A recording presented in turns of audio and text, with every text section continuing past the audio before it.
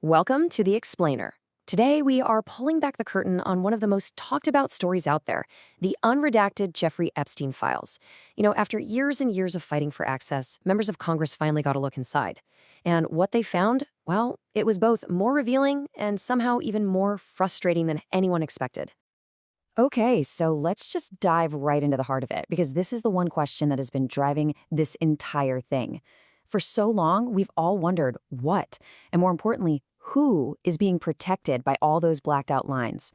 Well, now we're finally starting to get a clearer picture. But before we can even talk about what they've found, you have to understand the absolutely incredible hurdles that were put in place just for them to see these files. Seriously, this was not a simple read-through, not even close. I mean, just think about this. The whole process feels like it was designed to be difficult on purpose. You're a member of Congress, you get sent to this empty, secure floor, handed a 24-page instruction manual, and then you're told to manually search for files by batch number. It really doesn't feel like a system designed for transparency, you know? It feels like one designed to limit what you could possibly find. And then you're hit with the sheer scale of it all. 2.7 million documents. I mean, that's not just a database, it's a mountain of data. If you don't know exactly what you're looking for, finding that needle in the haystack is pretty much impossible. It's almost like it's designed to conceal just as much as it reveals. So, even with all those obstacles, what did they actually manage to uncover?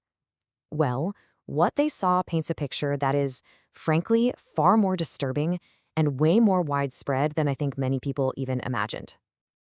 And that's the immediate, explosive takeaway from Representative Jared Moskowitz. He didn't say it was a local problem or even a national one. He said it was a worldwide sex trafficking ring. That right there confirms the absolute worst fears about just how big Epstein's network really was. And they found specifics too. The files actually contained names of co-conspirators, men and women, in places like Paris, Russia, and the Czech Republic. And their role was described explicitly as, quote, sourcing girls for Jeffrey Epstein. So we're not just talking about clients here. This was a full-blown international supply chain. The language they used in the emails and text messages is just, it's chilling. The completely casual, dehumanizing way they talked about their victims, referring to them like they were cargo, dropping the child off. It really tells you everything you need to know about the monstrous nature of this whole operation. But here's the thing. Seeing all of this incriminating evidence only brought up an even bigger question. The issue wasn't just what they saw. It was everything that was still hidden, even in these supposedly unredacted files. Now, the law on this is actually very clear. Redactions are supposed to be used to protect victims' identities and to make sure active investigations aren't compromised. But the big concern coming from Congress is that this legal tool is being misused, that it's being used as a shield to protect the names of powerful people who were involved. And this is just staggering. Representative Ro Khanna estimated that even in that special viewing room, a massive 70 to 80% of the files were still redacted. I mean, how are you supposed to get the full picture when the vast majority of the page is still blacked out?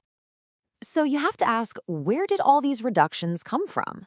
And this is where it gets to be a real institutional problem. The Department of Justice basically told Congress, hey, we just got the files from the FBI this way. It's the classic bureaucratic pass the buck, right? And the result is this wall of silence where nobody takes responsibility for these questionable, maybe even illegal reductions. And that's really the core of it. If the reductions don't follow the law, it stops being a bureaucratic issue and starts looking a lot like a cover-up. Think about this. In just a short 2-hour review, Congressman Khanna found at least 6 different men, some of them with their pictures, whose names were blacked out with absolutely no legal justification given. So if they found 6 in just 2 hours, how many more names are being improperly hidden across all 2.7 million of those documents? And just when you think the whole story is about the documents, a wild new twist emerges. And this time, it's coming from Epstein's number 2, the currently imprisoned Ghislaine Maxwell. Yeah, in a move that I think shocked a lot of people, Maxwell's lawyer announced that she is ready to talk. But there's a huge catch. She'll only do it in exchange for a presidential pardon. She's claiming she's the only one who can clear the names of powerful people, like former Presidents Trump and Clinton. People immediately labeled this for what it looks like: A blatant quid pro quo. The offer is basically, you give me my freedom, and I'll tell the story that helps you out. It's a clear attempt to trade information, or maybe a specific version of information, for a get-out-of-jail-free card. As you can imagine, lawmakers are furious. She was apparently willing to talk for hours with the Deputy Attorney General, but when she came before the House Oversight Committee, she pleaded the fifth to almost every single question. So now Congress is demanding to know why she was moved out of a maximum security prison in the first place, and they're wondering what kind of deal might have already been struck behind closed doors. So you've got these damning revelations on one side and these infuriating roadblocks on the other. Where does it all go from here? What happens next? Well, Congress is not letting this go. They are actively petitioning for the release of those 6 names they found. They're planning to publicly question the Attorney General about all of this. And, most importantly, they are demanding that the DOJ go back to the original files before the FBI's redactions and unscramble them to actually comply with the transparency law that Congress passed. And that leaves us right here with the ultimate question. We've seen these little glimpses of a truly global criminal enterprise, and at the same time, we're seeing a bureaucratic system that seems almost designed to conceal it. The fight for transparency is definitely continuing, but whether the full, unredacted truth about this network and everyone involved will ever actually see the light of day, well, that remains a very open and a very troubling question.